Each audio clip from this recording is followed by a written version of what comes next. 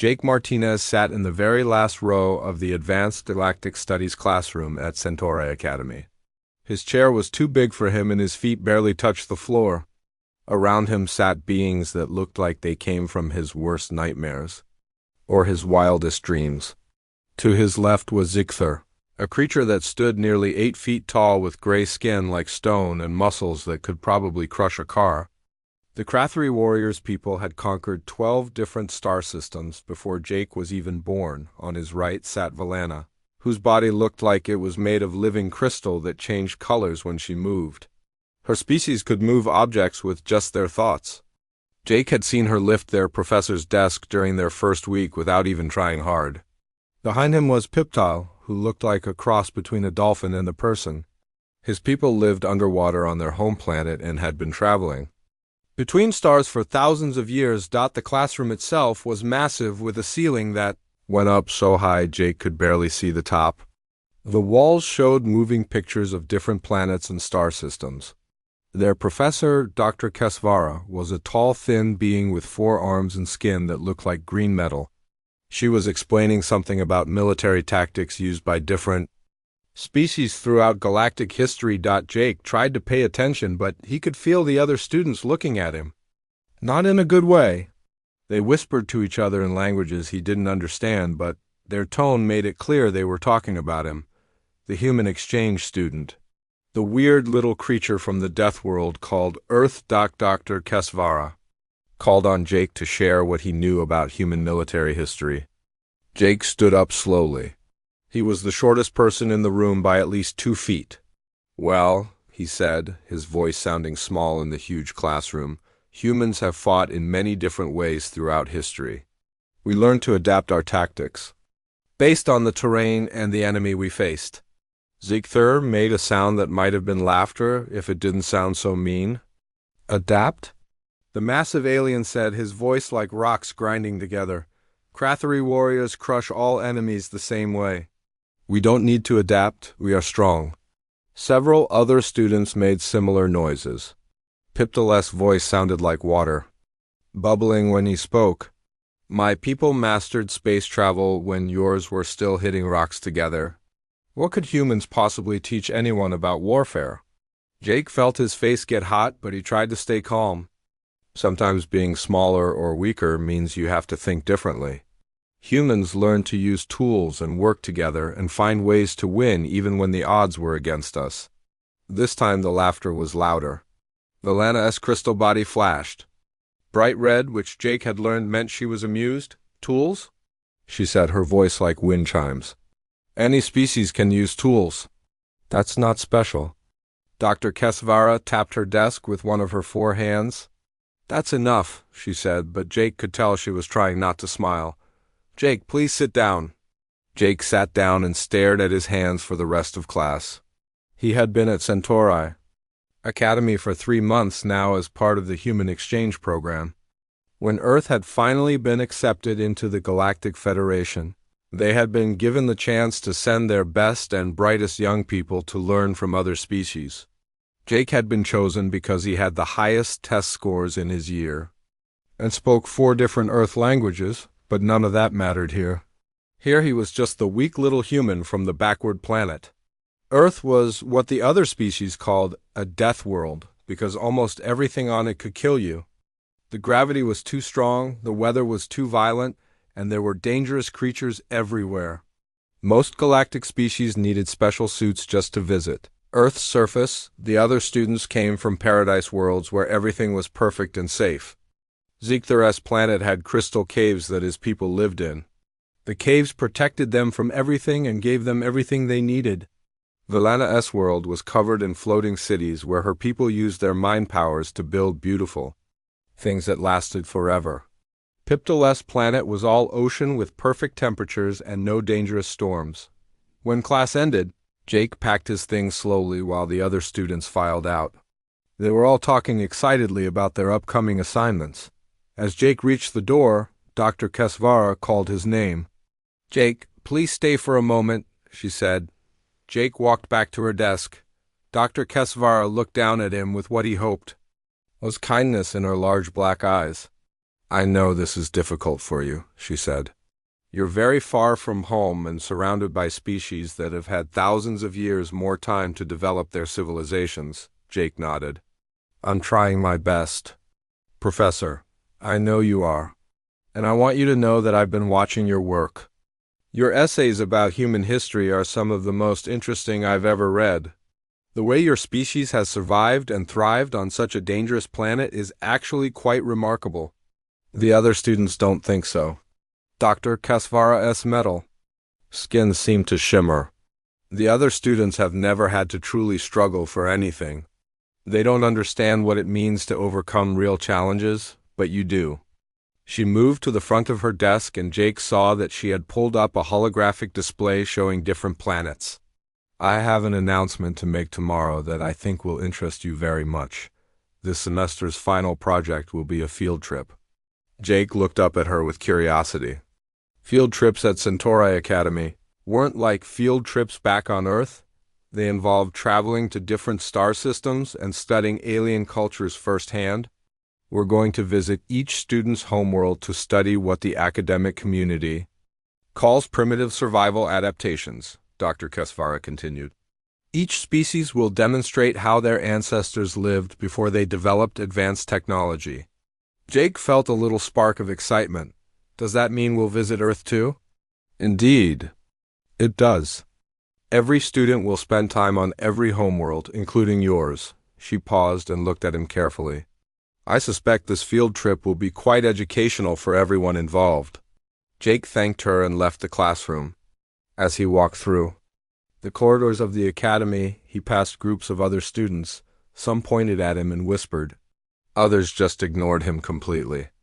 Jake was used to it by now. Back in his small dormitory room, Jake looked out the window at the stars. Earth was somewhere out there, 37 light years away. He missed his family and his friends and food that actually tasted like something. Most of all, he missed being around people who didn't think he was some kind of primitive creature. But as he thought about what Dr. Kasvara had said about the field trip, Jake began to smile. Maybe it was time for his classmates to learn a few things about what it really meant to be human. The luxury research vessel Stellar Dawn moved through space like a silver needle threading through black cloth. Jake stood at one of the massive viewing windows watching stars drift past. The ship was bigger than most buildings back on Earth and had every comfort imaginable. The beds adjusted to fit any body type. The food machines could create meals from 1,000 different worlds. And the recreation areas had gravity fields that let students practice flying. Dr. Kasvara had made her announcement 3 weeks ago, and the class had been buzzing with excitement ever since. A field trip to visit every student's homeworld was the kind of opportunity that came once in a lifetime. The academy only approved such expensive expeditions for their most advanced classes. They had already visited 2 worlds. First was Krather Ziegther's home planet. Jake had watched in amazement as they toured massive crystal caves that stretched for miles underground. The Kratheri people lived in these natural formations that protected them from everything. The crystals provided light, warmth, and even food through some process Jake didn't fully understand. The caves were so perfect that Ziegther's people never needed to build anything or struggle against their environment. Ziegther had walked through his ancestral halls like a king. His people were all as massive and strong as he was. They moved huge crystal formations with their bare hands and spoke in voices that echoed through the caverns like thunder. Jake had felt even smaller than usual, surrounded by an entire planet of 8-foot-tall warriors. After Krather came Zerithi Prime, Valana's homeworld. If Krather had been impressive, Zerithi Prime was impossible. The entire planet was covered in floating cities that moved through the air like graceful dancers. The Lana's people used their mental powers to reshape matter itself, building structures that looked more like art than buildings. Everything glowed with soft colors and music seemed to come from the very air. Jake had watched Vilana demonstrate how her ancestors had learned to manipulate gravity and matter. She made stones dance through the air and shaped metal into beautiful sculptures just by thinking about it. Her people lived in perfect harmony with their world because they could change anything they didn't like with the power of their minds. Now they were approaching Earth, and Jake could feel the mood on the ship changing. The other students had been excited about the first two worlds, but now they seemed bored. Jake heard them talking in the common areas, and their words stung. "I don't see why we have to visit the Death World," Piptal said to a group of students from the Andorian system. "What could we possibly learn from such a primitive place?" Quender, whose people came from the desert world Solus, made a disgusted sound. "I've read about Earth. The weather is chaotic and dangerous. There are storms that can destroy entire cities, and the temperature changes constantly. How did anything intelligent evolve in such a mess?" Jake wanted to say something, but he had learned that defending his homeworld only made things worse. The other students would just laugh and point out that humans needed environmental suits to survive on most other planets while other species walked around freely. Even Dr. Kesvara seemed less enthusiastic than she had been for the other worlds. She stood at the front of the observation deck explaining what they would see as they approached Earth, but her voice lacked the excitement she had shown before. "Earth is unique in the galaxy," she said to the assembled students. "It's one of the few planets where the dominant species evolved without a single environmental niche. Most intelligent life develops in stable conditions like Crather's caves or Zirathi Prime's energy fields. Earth's inhabitants had to adapt to many different environments." Ziegler crossed his massive arms. "You mean they were too weak to control?" "Their world, so they had to run around and hide from it." Several students laughed. Jake felt his hands clench into fists, but he kept his mouth shut. Through the viewing window, Earth grew larger. Jake felt his heart speed up as he saw the blue and white marble he called home. It looked beautiful from space with its swirling clouds and deep oceans, but he could already hear the other students making comments. "It looks wet," Piptal said, even though his own people lived underwater. "And those cloud formations are completely random. How do you predict weather patterns on a world like that?" The Lana's crystal body flickered with colors that Jake had learned meant confusion. "I don't sense any organized energy fields." "How do the inhabitants know where to build their cities? On Zirathi Prime, the planetary consciousness guides us to the best locations." Quinder pointed at a hurricane that was spinning over the Atlantic Ocean. "Look at that storm system. It's huge, and it's moving in no clear pattern. On Solus, our weather follows the solar alignment cycles. This is just chaos." Dr. Kesvara tried to maintain academic interest. "The apparent chaos is actually what makes Earth so fascinating. The planet has every type of environment imaginable. Frozen wastelands, burning deserts, dense forests, vast grasslands, deep oceans, and high mountains. Most worlds specialize in one or two environments. Earth has them all, which explains why the humans never really mastered any of them," Ziegler said. "Jack of all trades, master of none." Jake finally couldn't stay quiet anymore. "We didn't master them," he said, turning away from the window. "We learned to survive in all of them. That's different." Ziegler looked down at him like he was looking at an interesting insect. "Survival isn't the same as strength, little human." "Maybe not," Jake said. "But sometimes survival is harder than strength." The other students exchanged glances that Jake knew meant they thought he was being naive. They had no idea what it meant to face a world that could kill you in 1,000 different ways. Their planets took care of them like gentle parents. Earth had never been gentle with anyone. Dr. Kesvara announced that they would be landing at the Academy's Earth Research Station in North America. Each student would be given basic survival equipment and assigned to spend one night alone in a different Earth environment. It was meant to be a simple exercise to observe how humans had adapted to their world's challenges. After studying the advanced survival techniques of the Crathuri and Zirathi, Dr. Kesvara explained, "You'll find that human methods are quite basic, but effective for their limited capabilities." Jake almost smiled. If his classmates thought human survival techniques were basic, they were in for the biggest surprise of their lives. The shuttle touched down at the Earth Research Station just as the sun was setting over the Rocky Mountains. Jake stepped out first and breathed in the familiar smell of pine trees and mountain air. For the first time in months, he felt truly at home. The other students emerged from the shuttle wearing their environmental suits and looking around. Nervously, Dr. Kesvara had given each student a basic survival kit containing a water purifier, emergency food rations, a simple shelter, and a communication device that would only work in true emergencies. The assignment seemed simple enough to the alien students. Spend one night alone in Earth's wilderness and observe how the planet's conditions had shaped human survival techniques. Ziegler had chosen the Amazon rainforest. He stood on the landing pad in his environmental suit, his massive frame making him look like a walking tank. "This will be easy," he told the other students. "I am Krathari. We are the strongest warriors in the galaxy. One night on a primitive world will be like a pleasant vacation." The transport dropped him deep in the Amazon basin just as darkness was falling. Within 30 minutes, Ziegler realized he had made a terrible mistake. The humidity was so thick it fogged his breathing apparatus constantly. Every few seconds he had to wipe the moisture from his face mask just to see. Sweat poured down his body inside the environmental suit, and he couldn't figure out how to cool down. Then came the insects. Mosquitoes found every gap in his suit and bit him mercilessly. When he tried to swat them away, his massive hands knocked branches into his face. Fire ants crawled up his legs and bit through the suit material.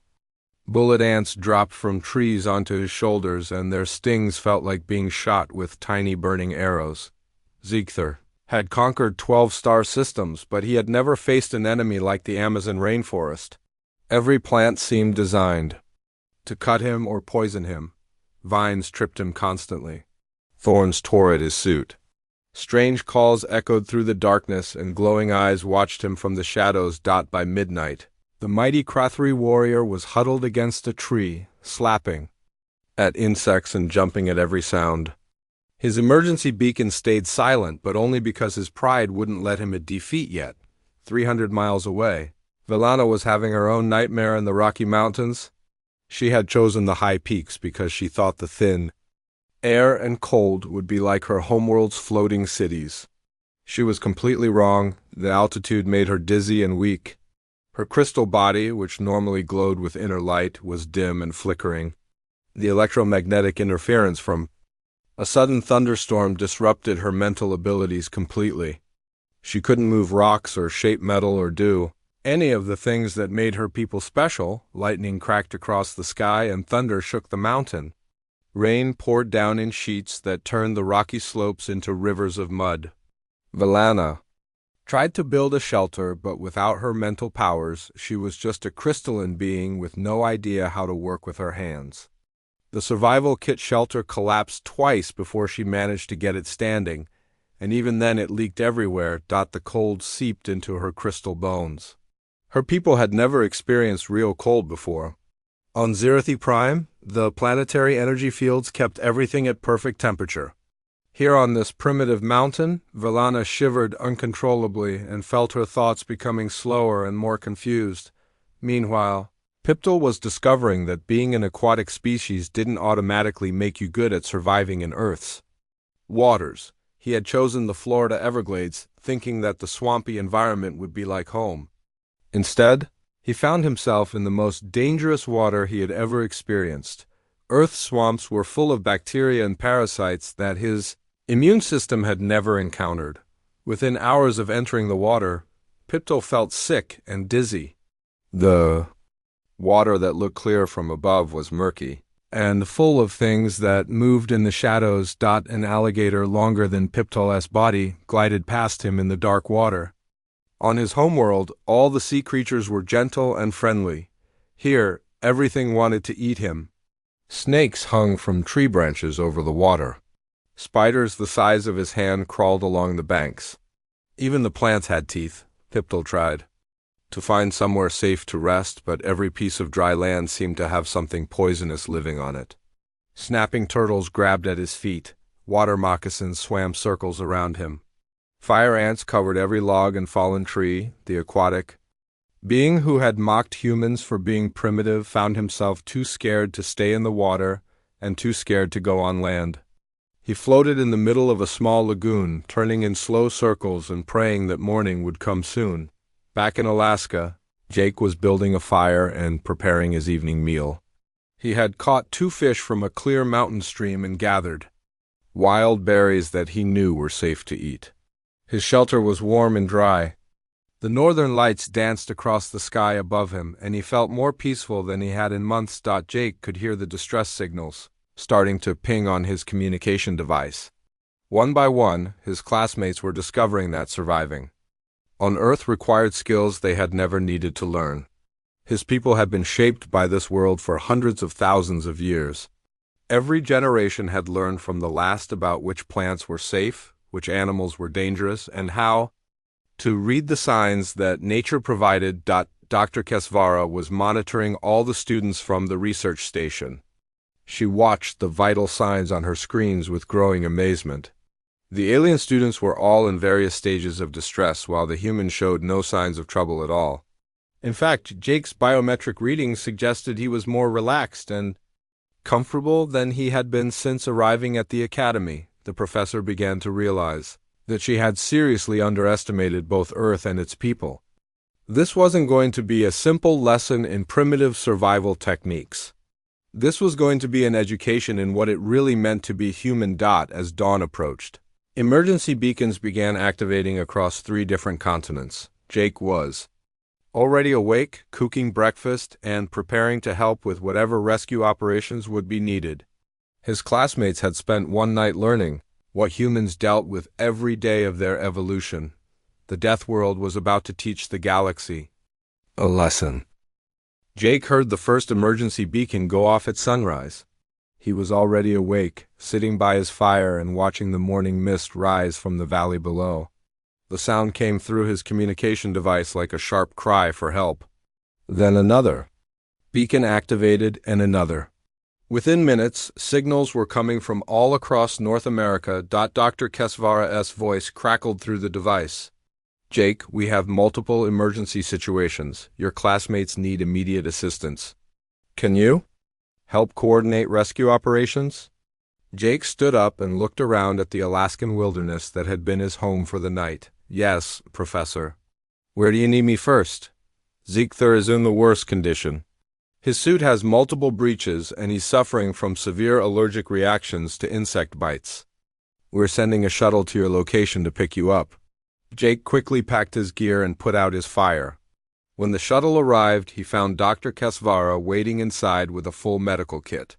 She looked at him with surprise as he climbed aboard. You look completely fine, she said, scanning him with her medical device. Better than fine, actually. Your stress levels are lower than they were back at the academy. Jake shrugged. Alaska reminds me of home. Well, not home exactly, but it's like places I've been camping with my family. Dr. Kesvara stared at him. You camp in environments like this for fun? Sure, my dad started taking me into the wilderness when I was 5 years old. He said every human should know how to survive with just the basics. Jake looked out the shuttle window at the forest below. I guess he was right. They found Ziegther 30 miles deep in the Amazon rainforest, huddled against a massive tree and covered in insect bites. The mighty Krathri warrior looked nothing like the confident bully who had mocked Jake in class. His environmental suit was torn in a dozen places. His gray skin was covered in red welts from ant and mosquito bites. His eyes were swollen almost shut. Jake knelt beside him and opened the medical kit.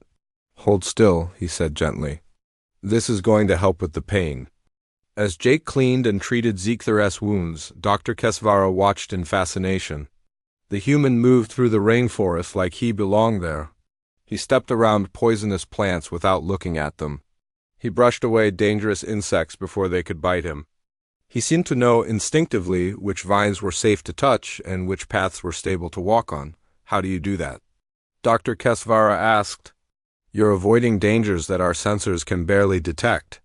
Jake looked up from treating Ziegther's infected bite marks, pattern recognition. Humans are really good at it. We had to be. On Earth, the difference between a safe plant and a poisonous one might be tiny, but it's the difference between eating and dying. Ziegler opened his swollen eyes and looked at Jake. His voice was hoarse and quiet. "I conquered 12 star systems," he whispered, "but this forest defeated me in one night." Jake applied antiseptic to another bite and wrapped it carefully. "Your people conquered worlds that were probably similar to your home planet. Humans had to survive on one planet that has every type of environment and danger you can imagine. We didn't conquer Earth. It conquered us and made us adapt." Dr. Kesvara was taking notes on her portable device. "Fascinating. So humans developed. Survival skills not through strength or special abilities, but through necessity.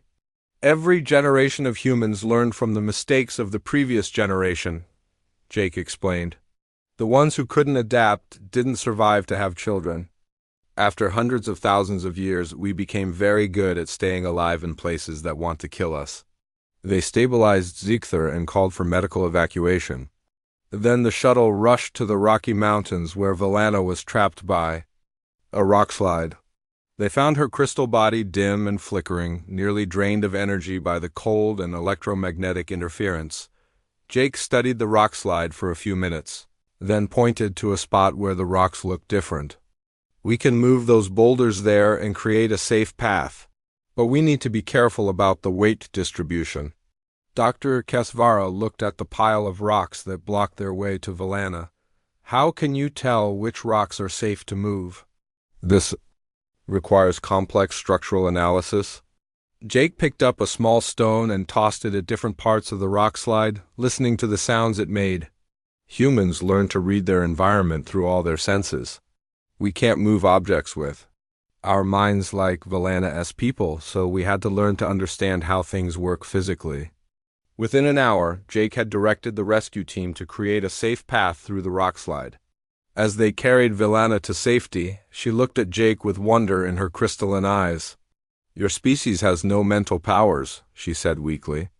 "But you manipulate your environment more effectively than we do. How is this possible?" Jake helped load her into the medical transport. "We can't change matter with our thoughts, so we learn to work with the physical laws of the universe instead. Sometimes the hard way teaches you things the easy way can't." The next rescue was Piptile in the Everglades.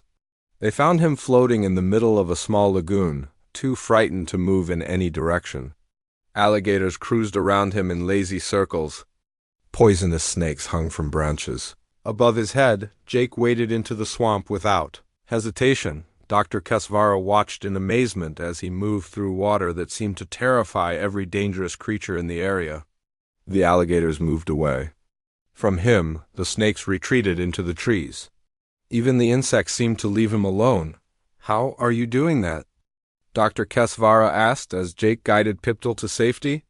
"The local predators are avoiding you completely." Jake helped Piptile onto solid ground and checked him for injuries, body language, and movement patterns. Predators on Earth learn to recognize confident behavior versus fearful behavior. If you move like you belong somewhere and you know what you're doing, most animals will leave you alone. If you move like prey, they'll treat you like prey. Piptile looked at Jake with something like reverence. "My people have been space travelers for 10,000 years, he said. "But we never learned to survive in hostile waters. We've only ever known safe oceans." As they flew back to the research station with 3 rescued aliens, Dr. Kesvara couldn't stop asking questions. Jake answered each one patiently, explaining how humans had learned to read weather patterns from clouds, find water by observing plant growth, identify edible foods by understanding ecological relationships, and navigate by using natural landmarks. "Your species has turned survival into an art form," Dr. Kesvara said.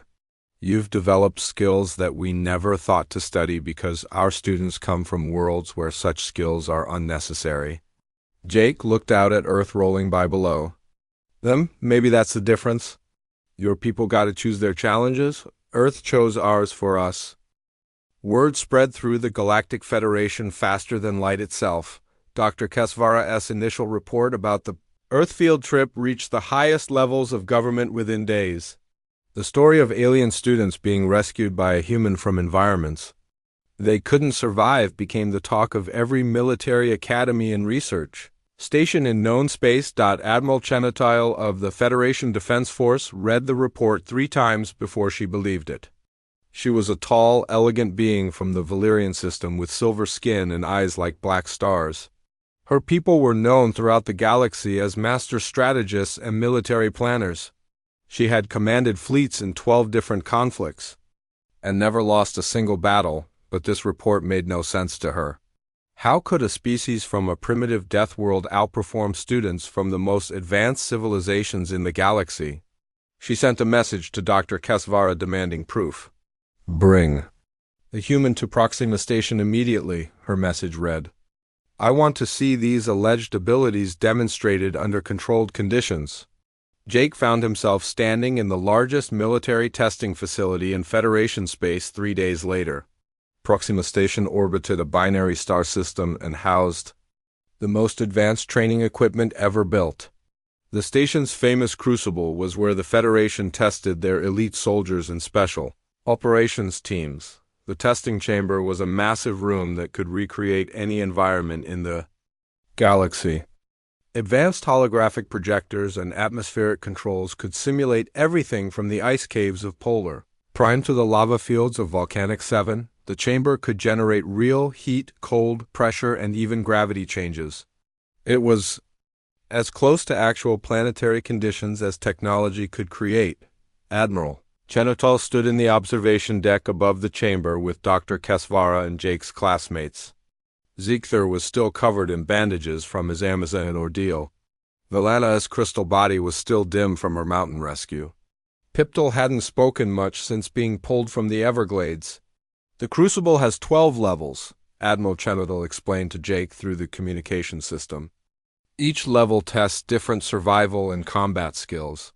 The environments become progressively more challenging and the scenarios more complex." Jake stood in the center of the empty chamber wearing basic Federation clothing and carrying minimal equipment, the same kind of survival kit his classmates had used on Earth. "Most Federation soldiers can complete 3 or 4 levels before failing," the Admiral continued. "Our elite Special Forces teams average 6 levels. The current record holder is Commander Turval of the Nexari Commandos. He completed 8 levels before being defeated by a scenario that required both advanced technical knowledge and primitive survival skills." The first level began. The chamber filled with Arctic conditions similar to Jake's night in Alaska. Snow fell from the ceiling and the temperature dropped to 30 degrees below freezing. Jake was supposed to build shelter, find food, and navigate to a specific location within 2 hours. Jake moved through the artificial blizzard like he was taking a walk in the park. He used his body heat to melt snow for drinking water. He built a shelter from ice blocks that kept him warm and dry. He found the hidden food supplies that the simulation had placed around the environment. Most importantly, he navigated to the target location by reading the artificial wind patterns and using the position of the simulated stars. He completed Level 1 in 47 minutes. Level 2 was a desert survival scenario. The chamber became a burning wasteland with sand dunes and scorching heat. Jake had to find water, avoid dangerous creatures, and solve a complex puzzle while dealing with dehydration and extreme temperatures. Jake wrapped his head and face to protect against sandstorms. He found water by digging in specific locations where the sand color indicated underground moisture. He avoided the holographic desert predators by moving during cooler periods and staying downwind. He solved the puzzle by understanding how heat affected the mechanical components. Level 2 took him 53 minutes. Admiral Chenotile leaned forward in her chair. No one had ever completed the first 2 levels that quickly. Jake was barely breathing hard and showed no signs of stress or fatigue. Level 3 was zero gravity combat and navigation. The chamber's gravity shut off and Jake had to move through a 3-dimensional maze while avoiding hostile drones and solving mechanical problems. Most beings struggled with zero gravity because their bodies weren't designed for it, but Jake moved through the weightless environment like he was swimming through water. He used momentum and surface tension to change directions. He turned the lack of gravity into an advantage by using the chamber walls and ceiling as additional surfaces to push off from. Level 3 took him 39 minutes. By level 4, Admiral Chinetl was standing at the observation window. The chamber had become a toxic swamp filled with poisonous gas and dangerous creatures. Jake was supposed to find and purify water, locate food sources, and repair a damaged communication device. Jake moved through the artificial swamp, reading every sign the environment gave him. He identified safe plants by their color and growth patterns. He found clean water by understanding how toxins move through different soil types. He repaired the communication device using materials he gathered from the environment around him. Level 4 took him 42 minutes. Levels 5 and 6 were combat scenarios combined with environmental challenges. Jake had to fight holographic enemies while dealing with extreme weather and difficult terrain. He won not through strength or speed, but through tactics and environmental awareness. He used the terrain against his enemies. He predicted their movements by reading their body language.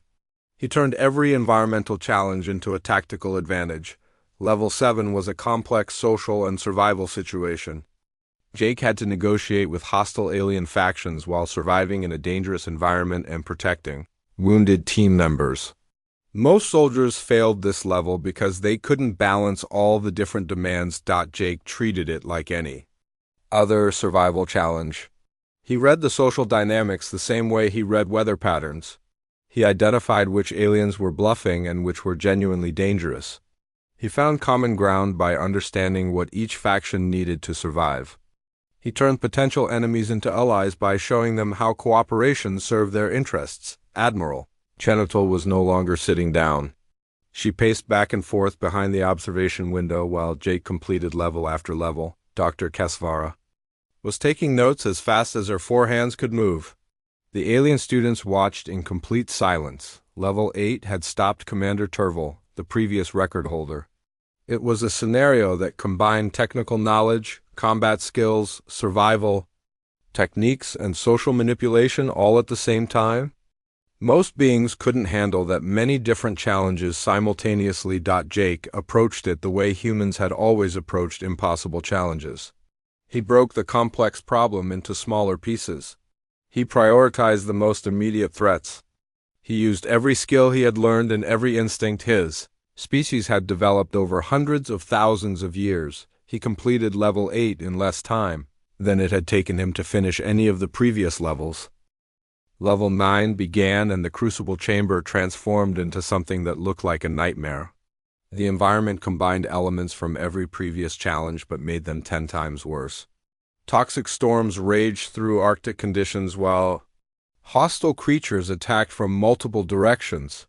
Equipment failures happened randomly and Jake had to solve complex puzzles while fighting for his life. Most Federation soldiers never even attempted level 9.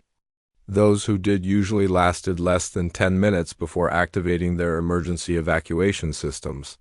The scenario was designed to test the absolute limits of what any being could handle. Jake looked around the chaos and did something that surprised everyone watching. He smiled. For the first time since arriving at Centauri Academy, he felt completely in his element. This was what humans were made for. Not the perfect, safe environments of other worlds, but the impossible situations, where everything was trying to kill you at once. He moved through the toxic storm like it was a gentle breeze.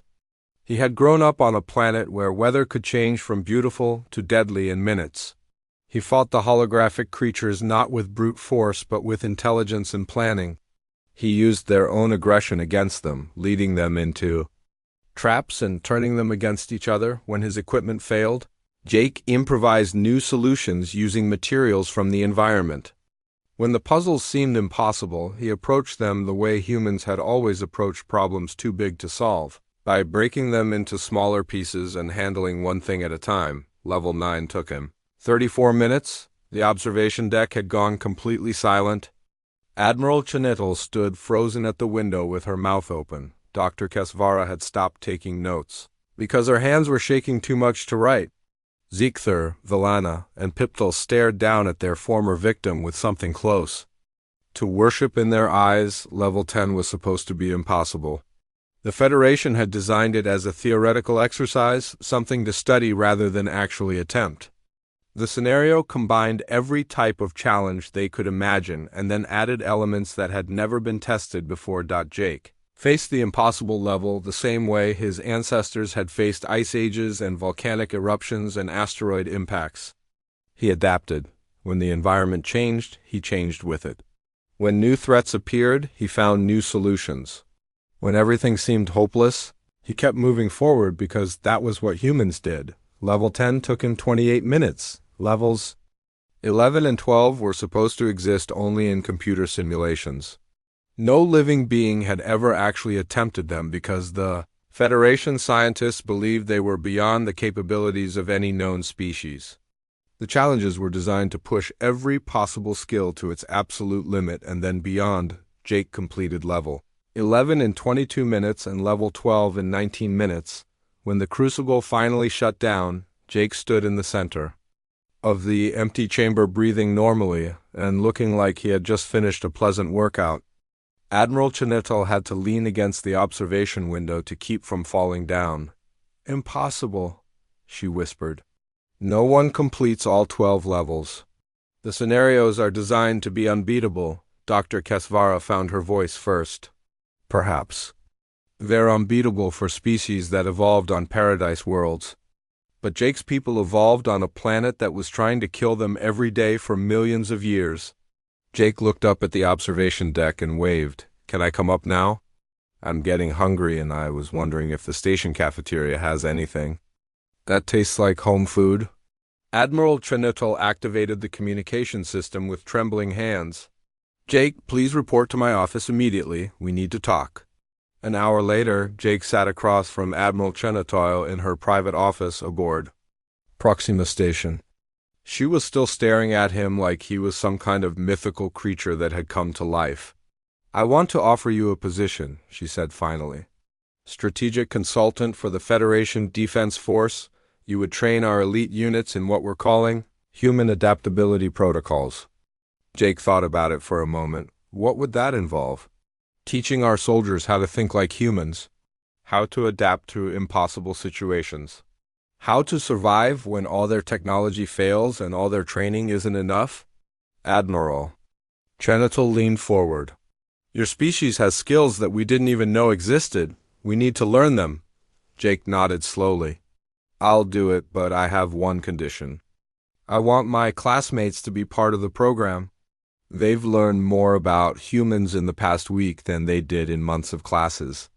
They understand now that being different isn't the same as being weak." Admiral Chenital agreed immediately.